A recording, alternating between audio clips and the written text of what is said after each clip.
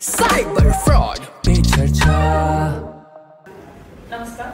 NSDL आणि SEBI यांच्या विद्यमाने 6 ते 12 ऑक्टोबर दरम्यान भारतात जागतिक गुंतवणूकदार सप्ताह साजरा होणार आहे। सर, आपल्याला काय वाटतं की आता हा जो NSDL आणि सेबी तर्फे जागतिक गुंतवणूकदार जागरूकता सप्ताह घेतला आहे, असे उपक्रम घेऊन फायदा होतो? निश्चितपणे खरं तर ह्याचाच फायदा होतो। कारण काय, ज्यावेळेस आभाळ फाटलेला आहे त्यावेळेस तुम्ही आभाळाला ठिकाण लावू शकत नाही, तुम्ही छत्री घेऊन स्वतःचा बचाव करू शकता। ही जी अवेअरनेस कॅम्पेन आहे, छत्री आहे, प्रत्येकाने वैयक्तिक वापरासाठी ती वापरायची आहे। तुम्ही आणि तुमचं कुटुंब ह्याच्यापासून दूर कसं राहील याचा प्रयत्न केला पाहिजे।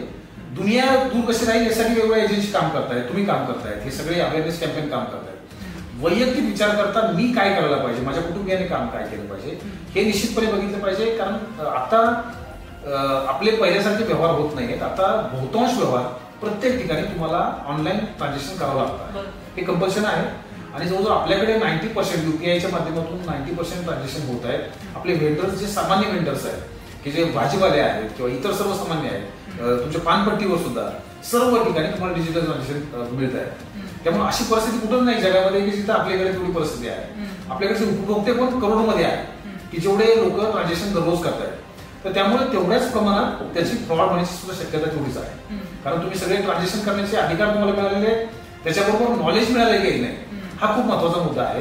त्यामुळे जेवढ्या लवकर तुम्हाला ते अधिकार मिळाले तेवढे फास्ट तुम्हाला नॉलेज नाही मिळालं, ते नॉलेज मिळावं यासाठी तुम्हाला एकत्रितपणे हे नॉलेज त्यांना देण्यासाठी अवेअरनेसचं कॅम्पेन करणं अत्यंत आवश्यक आहे। सायबर फ्रॉड पे चर्चा।